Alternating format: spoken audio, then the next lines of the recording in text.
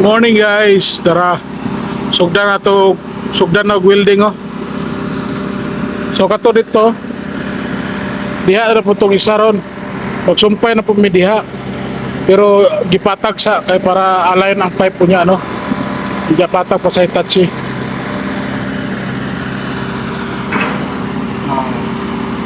Mo machine. Tencon. Tara. So gani nga part no, hinayan na niya patag ang yuta para ibutang na to ang pipe. Wala na to na videohan no. Ano na nga amo nang gibutang ang pipe, amo nang gi-file.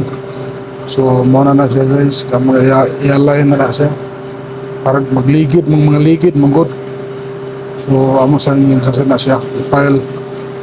So karon hako tapod ni. Bali tulo ni siya ka trip kag pulo-pulo. Mo ni siya ang excavator ng asphalt mo kay para dali ba tagpulo-pulo. So punta na mo og belt dia mo na siya tawan niyo guys oh.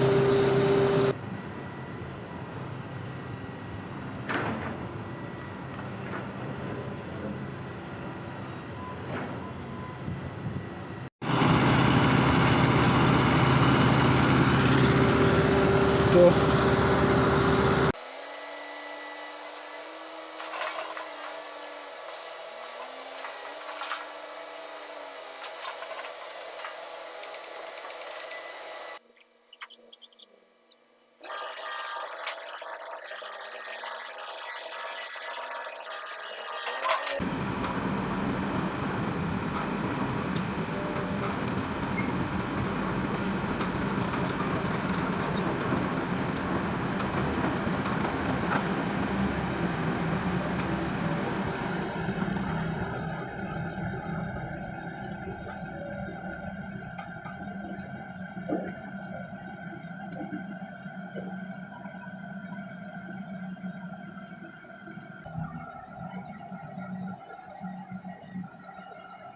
So kani nga part amo lang gi-file hinahinay kay maraw na may mga balas ng ano kay bali male ug female haklob ba ni siya.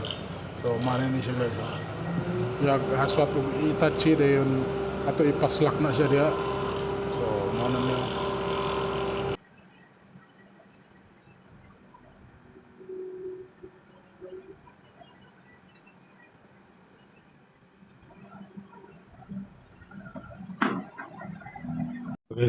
Start na mag-file oh. Wala pa rin naman oh. Kay alas 12 man. So always me. So natiwaso na ito nag-file. Ano yun? Bali 54 ni tanan kung mag-file. So man ang paniyog to. So dire na po mi. Amo na po ni file. No, init kayo, grabe init tas panahon. So mo kailangan tamoy ng dalag tubig ani. Kaya bason ma-extract ta. So muna siya. Karang baba ng pipe naman na siya. Wala na siya female ba? Or male o female. So baklo na siya. So dali rang trabaho ni. So aswat ato ra i-guide na aswaton na sa excavator kita ra mag-guide ta para masulod dito no. So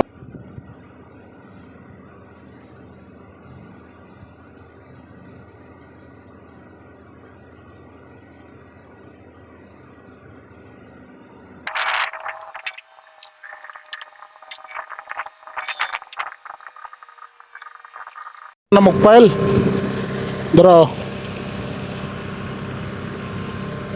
taliksik pa jud dara building na ito mag-file bali 54 napay duha